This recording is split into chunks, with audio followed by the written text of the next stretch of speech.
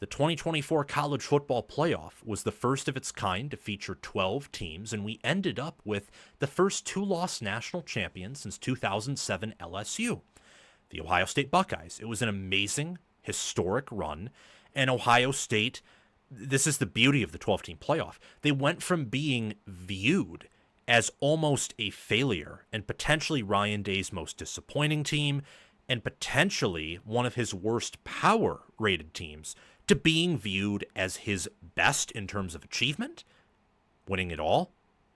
It doesn't get any better than that unless you win it all with a better record.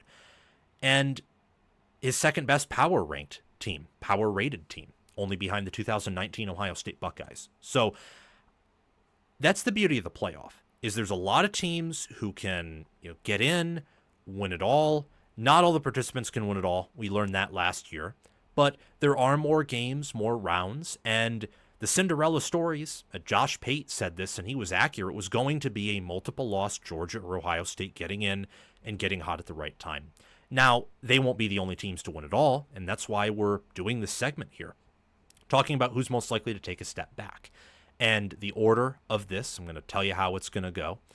We're going to spend about a minute, maybe a little more, on each team who participated in the 2024 playoffs. I'm going to go from who I think is the most likely to take a step back, either miss the playoffs or get worse, kind of an average of the two, and then go on to who I think is the average of most likely to improve or stay the same and most likely to make it. A little bit confusing, maybe, but I think it's a fun exercise to do. And when we'll start with the teams who are either losing a lot, typically, or they're playing at a lower level of football, and then finish with the teams that are returning a lot, combined with the fact that they're playing in one of the power conferences minus the Big 12, the Conference of Chaos. So sit back, relax, and let's kick this off with Boise State. I think they're the most likely to take a step back. They went 12-2, 8-0 in Mountain West Conference play. They were the Mountain West Conference champions. At the end of the day, they played Oregon very tightly, and they competed better with Penn State than I thought they would, especially after that first quarter where I thought Penn State may be trying to send a message and score 50 points, but then they got a little bit too cute. I won't go into any further detail. I mean, Penn State won by 17 points. They beat Boise to a pulp. My definition of that is you score double that which your opponent did, and Penn State did. So by my definition, they beat them to a pulp. But Boise had a successful season, led by Ashton Jeanty. They got a bye, no longer can unless somehow they are ranked in the top 4, which wouldn't happen. And losing Jeanty, who I think was the heart and soul of their team, is combined with the fact they play in the Mountain West. So if they just lose their conference championship game, they're not making it, most likely. That's the biggest reason why I think they are the most likely of all of these 2024 playoff participants to take a step back. Can Jeanty be adequately replaced, if at all, is their biggest question. Same with the ceiling of some players they bring back. I like Matto Madsen relative to the Mountain West, but Chenander, I think, could be a problem on defense with coaching, and they lost a ton at running back and D tackle. And it's not like they bring in this stellar recruiting class either. Maybe stellar by Mountain West standards, but stellar overall, no. They return 67% of their production, which is 13th, and in preseason S&P Plus, they're ranked inside the top 40. Looking at their schedule, they're given plus 190 odds to reach the playoffs, so they're the favorite by a long shot, along with I think maybe Tulane to be the G5 representative. At UCF week 1, hosting Eastern Washington week 2, they get a bye week 3, travel to Air Force week 4, host App State week 5, play at Notre Dame in week 6. Boise could win that game, but they could also lose to New Mexico in week 7 or UNLV week 8. They play at Nevada week 9, host Fresno State week 10, get a bye week 11. They finish off their final 3-game stretch at San Diego State, hosting Colorado State, and at Utah State. So it's interesting looking at Boise State and how much they bring back and the staff continuity, and I like Spencer Danielson, their head coach, but just, geez, it's going to be hard to repeat when you were really only afforded one loss, and then after that, you have to win your conference. And there are tougher leagues than the Mountain West. Moving on to Arizona State. Before we resume this segment, please take a few seconds of your time to make sure you have liked the video, subscribed to the channel, hit the notification bell for the channel and for any team podcasts and playlists linked in the description, and also comment your thoughts down below in the comment section and join my Discord server via the description. All of those things I just asked you to do are completely free, and they sign you up for things related to my channel, or they don't sign you up for anything. No cost to you, and all the benefit to you because we release daily college football content here on College Football with Sam. If you want to support the channel monetarily, sign up for a YouTube membership, or check any other links in the description for my merchandise store and Patreon page. Thank you very much, and let's get back to the segment. They also bring back a lot. They do, and they went 11-3 last year, 7-2 in the Big 12. They won the Big 12, killed Iowa State. Should have lost to Texas because Texas kind of choked that, and they had a 99.9% chance to win it at one point. But after they blew that, Arizona State should have won. There were some calls that people were disputing, and Arizona State had all the momentum, got Texas to a 4th and long, 4th and 13. But Texas won, and if Arizona State won that game, they certainly would have lost to Ohio State in the Cotton Bowl. The reason I think Arizona State is going to take this step back, or that they will likely take the step back, look at their playoff odds, plus 470. Their Big 12 odds, they're not even this unanimous favorite, and their over-under win total is 8.5, juice to the under. Why is that? They won 5 close games, and they lost, I think all 3 of their losses were close losses, but the Texas loss should have been a blowout. Let's be fair there. And they played Texas State and Mississippi State close. As they figured it out throughout the year, they became a force. But Scadabo was the heart and soul of their team, much like J.T. to Boise. And defying the law of close games is hard, as Iowa showed last year. I like the team overall. I just question their ceiling a bit, but I do love their tackle group. Sam Leavitt, I think, is a top 10 QB nationally, could be top 5. And I like their wide receiver 1, Jordan Tyson. They did well in the portal. They brought back 79% of their production, which is second. And in preseason SP Plus, they're ranked 22nd, which is pretty damn good for how bad they were in 2023, just 2 years ago. Looking at their schedule, though, Northern Arizona is a cupcake in week 1, but at Mississippi State in week 2 could be a cupcake, could be a loss, just straight up. Texas State in week 3, at Baylor in week 4 to open up. That's a tough opener. TCU in week 5. At home, they get a bye week 6, play at Utah week 7, that's tough. Host Texas Tech week 8, host Houston week 9, play at Iowa State week 10, have a bye week 11, play West Virginia week 12, play at Colorado week 13, and host Arizona week 14. All of these games on the schedule minus, I think, Northern Arizona, Texas State, and Arizona, 9 of the 12 games could be losses. They won't go 3-9. The staff and the roster are too good to lose that many games. But they can lose 4, they can lose 5, and if they just lose the Big 12 championship game, unless they go 12-0 and it's dominant, they're out of the 12-team field. So that's why I have them pegged here as the second most likely to take a step back and potentially miss. We then have SMU, 11-3 last year, first in the ACC, almost went 12-1 regular season and earned a bye in the playoffs. And SMU was one of those teams that was more G5 in terms of blue chip talent in the playoff field, but they could have actually done damage in the quarterfinals. Probably not beyond the semifinals, and they probably wouldn't have reached the title game. But, I mean, they almost beat Clemson, and their field and their schedule in the playoffs would have looked totally different had that happened. But not to get too hung up on that. SMU, plus 360 odds to reach the playoffs. SMU, I actually don't think will take this massive step back. They return 60% of their production, bring back Kevin Jennings. It's a question of whether he can take steps forward or whether SMU's talented enough to reload, but I like Jennings. They're 20th in preseason S&P Plus. I honestly, I really like their defense.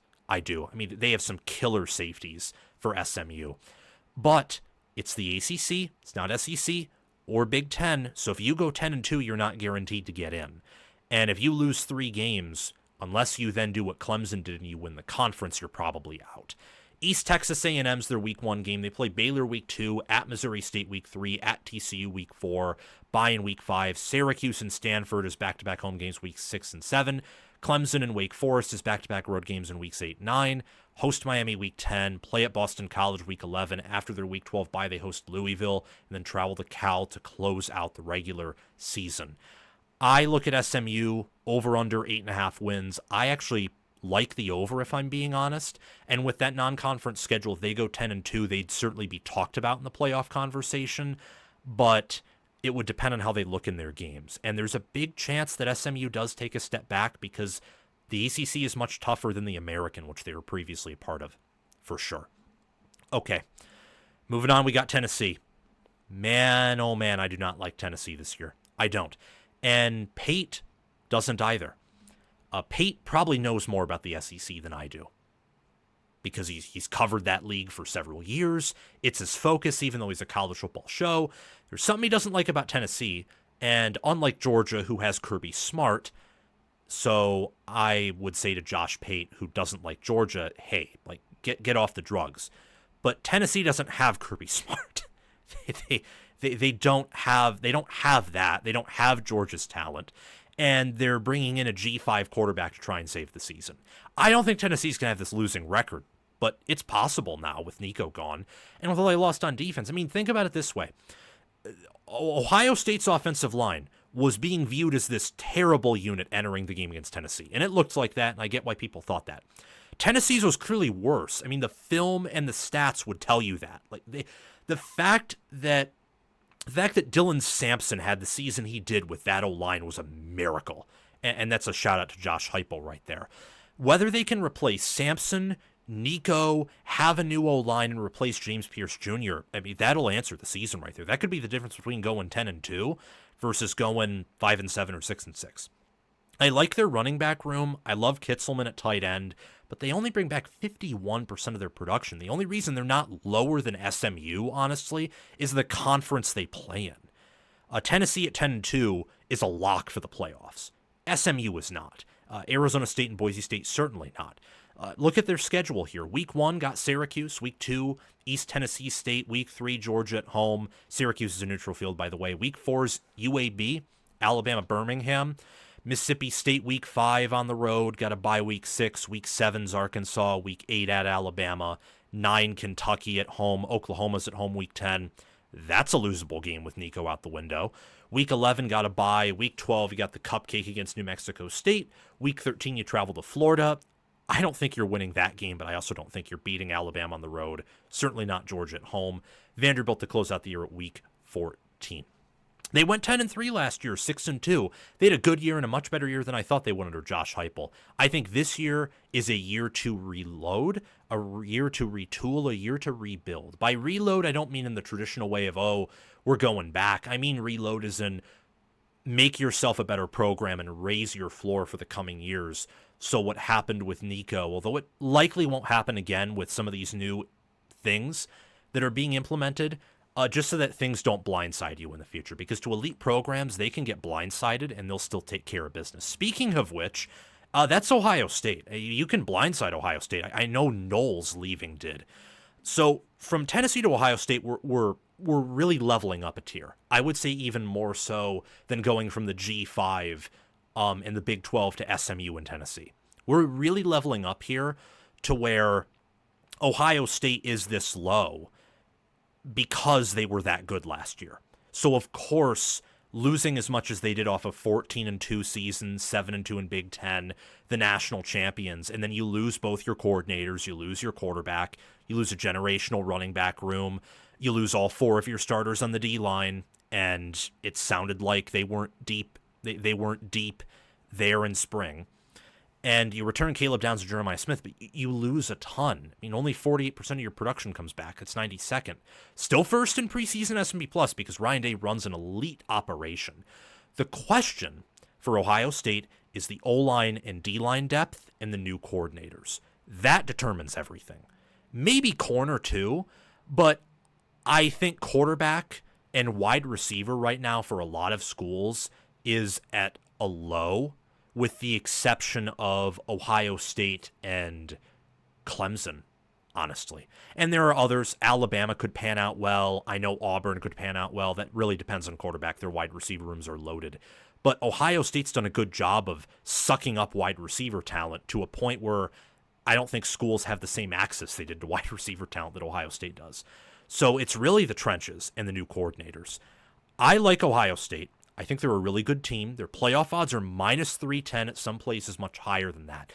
I look at what they lose and look at their schedule. It's easy on the surface, but week 1 they have to play Texas at home. Week 2 they got Grambling State. Week 3 Ohio. For whatever reason, Ohio's a night game and Texas is a noon game. It's stupid, but it is what it is. Off the week 4 bye at Washington, host Minnesota, then back-to-back road games at Illinois and at Wisconsin week 7 and 8.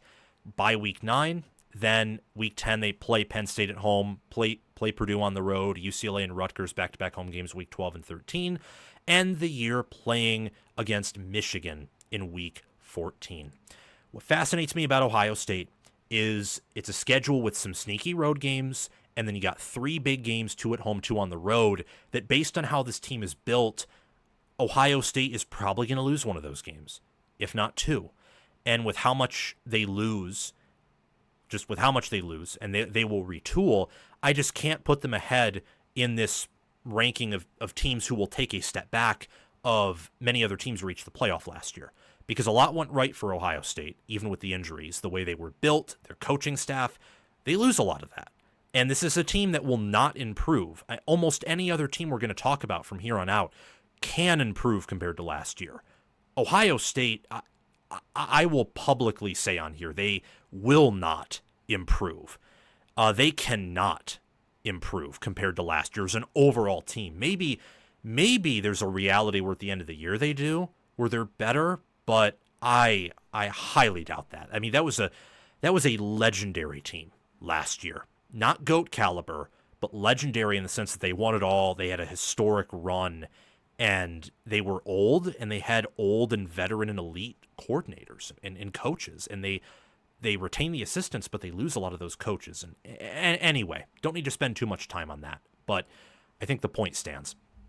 Next up is Notre Dame. I'm not going to spend too much time on Notre Dame because they went 14-2, lost in the national championship game to Ohio State. But they're not a part of a conference, and that can play to their advantage. But I actually strangely think this year it could play to their disadvantage too. I mean, think about it this way.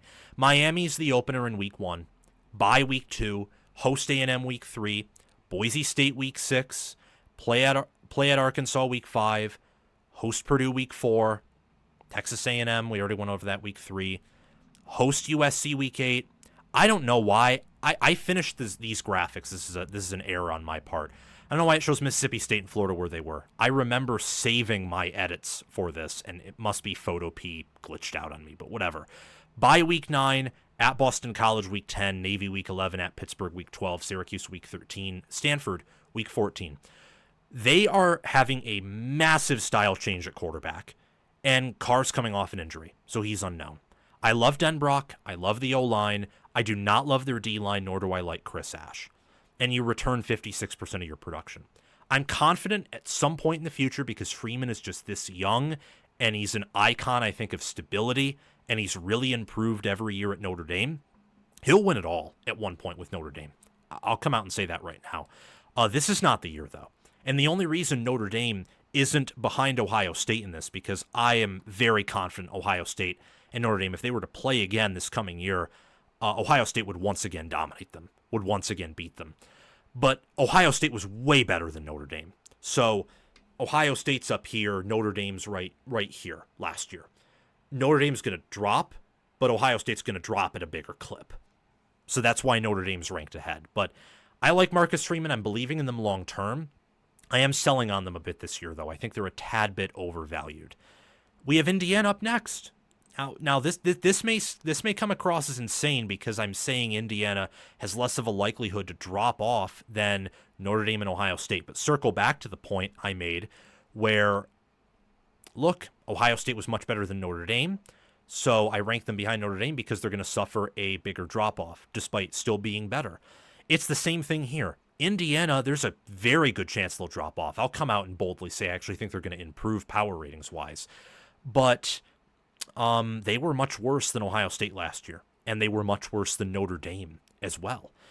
It's a question of whether or not the players they bring back in Kamara, for example, and Pons, or the player they bring in Mendoza and Coogan at center from Notre Dame, how they gel, and whether or not that determines if Indiana can reload or whether they'll have to rebuild. I think they did well in the portal, and with plus 630 odds to reach the playoffs, I like them.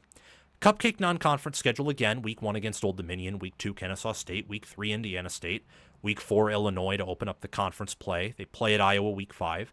Off the bye in week 6, they travel to Oregon in week 7, host Michigan State and UCLA in weeks 8 and 9, play at Maryland and at Penn State weeks 10 and 11, host Wisconsin week 12. After their week 13 bye, they travel to rival Purdue. At 8.5, I love, and I mean this too, love the over for Indiana. I'm a believer in Cignetti. I'm buying into him, his staff. I am putting them this low, though, because I have to factor in averages.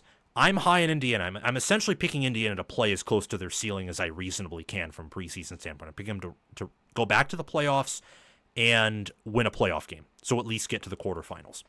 Sneak peek. But there is a world where they go 7-5 or 8-4. In a way that Ohio State just won't, or Notre Dame even just won't. So I have to factor those things in with my prediction of Indiana. Up next, we have Oregon. So Oregon is a curious case because I think Lanning massively punched above their weight class. I mean, they went 13-1 last year and 9-0, but I said all season long, that the 23 Ducks would beat the 24 Ducks by probably, a touchdown or more than that, even. I said that all season long, and I stand by that today. I truly think the 23 Ducks were way better than the 24 Ducks. It's just 24 was more of a down year, and I think Lanning had his best coaching job of his career. And then when they ran into Ohio State, you saw, oh, yeah, this team was definitely punching above its weight class. I mean, they were closer in terms of using an analogy for the 2022 season. They were closer to TCU, who wasn't even power rated top 10 at the end of the year, than they were to Georgia, who was power rated 1. The fact they beat Ohio State, I think, was pretty impressive. The question is, can they reload? I kind of think they will to a certain degree, but also they need players to break out because of how much they lose and the fact that they don't quite have the roster talent yet that Texas, Georgia, Alabama, Ohio State, or maybe even Clemson do. I mean, they could be close to Clemson, but they do not have Clemson's seniority, which can compensate for some talent issues. I like Oregon kind of everywhere. I mean, they returned Betcher, Uiagalelei. I like the additions of Theron Johnson, Dylan Thieneman on defense, but I think that Lupoy is a question. They're outside the top 100 in returning production, and S&P Plus is a little bit shaky on them, ranking them 7th preseason. And this schedule, I get they have Montana State week 1, Oklahoma State week 2, Northwestern week 3. It's a road game, yes, long distance travel, but Oregon should win. Oregon State week 4. Penn State week 5 is a game where I would favor Penn State by double digits right now, just being honest. Week 6, they get a bye. Indiana at home week 7. That's not a gimme. Rutgers on the road after Penn State, then Indiana, also factoring in travel to Northwestern, and then you play at Rutgers in what could be a Friday night. That is a sleep fest. That's not a guaranteed win. Wisconsin at home week 9 probably is because Wisconsin has to travel out there, and it's at the end of their tough schedule. They get a bye week 10, at Iowa week 11, not guaranteed. Minnesota at home week 12, USC at home week 13, Washington on the road week 14. There are several spots for Oregon to slip up, so that's why I don't have them higher here, and I don't think this is a team that has the quality to be the number 1 team in America, though they could be. I'm just not ranking them lower because I don't think they were elite last year. I don't think they were as good as their final ranking or record would tell you. I don't. So therefore, they can improve. There's a world, and it may even be likely, where Oregon gets better in power ratings, but record-wise they have a loss or even 2 more losses in the L column at the end of the year. Texas, we got the Longhorns. Won 13 games, lost 2 more than Oregon, though, 13-3, 7-1. First in the SEC, we're the best team in power ratings by FPI, not by S&P Plus, though. This is one of my favorite teams this year. I think Texas is talented enough to reload and prove. It's a question, but I think they're there. And can the special teams unit take a leap? Because last year Auburn was bad at the end of the year. They bring in a Jack Bomeister from Utah. And then I like the kicker they got from Texas State and Mason Shipley. And then combine that with, Arch Manning, the fact that I think their O-line, while inexperienced, is a bunch of talent. Their defense, Colin Simmons, Anthony Hill Jr., Michael Taft. My biggest question for them, Steve Sarkisian in big games. In big games where he doesn't have an experienced talent or matchup edge. Like when he has to play someone who's as dialed in as his team is, like Ohio State last year in the Cotton Bowl, Georgia both times against Kirby Smart, or the year before against Oklahoma and Washington, what can he do? Will he win those games? It's a similar question to Penn State with James Franklin. They only bring back 51% of their production, but I love him regardless. Week 1 against Ohio State loses more, and they don't have the same balanced roster. On the surface, they have the same amount of 5 stars and 4 stars, but Ohio State's way more focused at wide receiver, disproportionately compared to every other position, and their most talented players are younger. Texas has some talented players that are younger, but also some that are older, and they're more balanced. The only reason I don't love Texas in that game is it's on the road in the shoe, and I think Day's a better coach than Sark. But that could be a win. San Jose State week 2. I think the wrong team's favored, by the way, in Ohio State, Texas. Texas should be favored. Short line, but they should be favored. Week 3, host UTEP. Week 4, they get a bye. Week 5, Sam Houston. Week 6, they travel to Florida. Week 7, they play Oklahoma, Red River Shootout. At Kentucky and at Mississippi State weeks 8 and 9.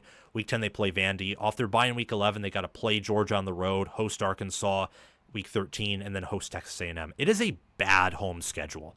And the sneaky thing about Texas is from week 6 to week 9, so from October 4th to 25th, you can extend that really from the 28th of September to the 1st of November. They don't play a home game.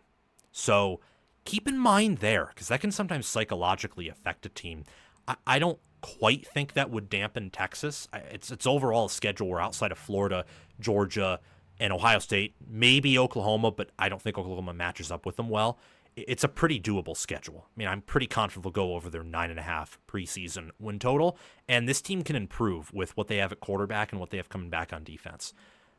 Up next, we got Georgia. Georgia, why not? Why not Georgia? Why not Georgia? Won the SEC last year with everything going wrong for him. Pardon me there. Almost clicked on the wrong transition, but we saved ourselves.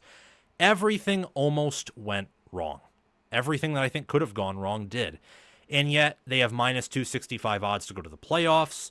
And I think with how much went wrong for them, how bad the rushing offense was, how inconsistent Beck was, I think this team is at least going to stay the same in terms of quality and could improve there. Week 1, they play Marshall. Week 2, they get Austin Peay. 3, they travel to Tennessee. Week 4, they get a bye. They host Alabama week 5. Should be Smart's first win against Alabama since 2021. Get Kentucky at home. Auburn on the road week 7. Ole Miss at home week 8. They get a bye week 9. Play Florida neutral field in week 10. Play at Mississippi State week 11. Host Texas week 12. Charlotte week 13. Georgia Tech week 14. And I think that with the caliber of coach Kirby Smart is, and with the way Georgia recruits and develops, I think they're going to stay the same or take steps forward. We now have Penn State. This is the team I'm actually picking to win it all this year, believe it or not. The only reason I don't have them ahead of Clemson is Clemson returns so much more than they do. And Penn State was way better than Clemson last year. If Penn State and Clemson played neutral field at the end of last year, Penn State probably wins by double digits. They probably win by anywhere from 10 to 17 points. So they're going to get closer in terms of the gap between the two teams in 2024, but I do think Penn State will be better. Minus 235 odds to go to the playoffs, plus 260 to win the Big Ten, only behind Ohio State. Over-under win total of 10.5, and they return 65% of their production and are third in preseason S&P Plus despite their talent deficit compared to teams that are usually top 5, and their recent history of teams not being able to win the big games. But that's the only question for Penn State. I think everywhere else, their staff, their strength and conditioning, the trenches, even the outside with the upgrades they made at receiver. I love Penn State this year. And their schedule week 1 against Nevada, week 2 FIU, week 3 Villanova, get a bye in week 4 from 5 to 8 weeks. They play Oregon at home, UCLA on the road, Northwestern at home, Iowa on the road. They get a bye in week 9 before traveling to Ohio State week 10, hosting Indiana week 11, playing at Michigan State week 12, Nebraska week 13 at home. They end the year off at Rutgers for week 14. Not the easiest schedule in the world by any means, but I think if Penn State plays their cards right, it's essentially a 2-game schedule, which is nice.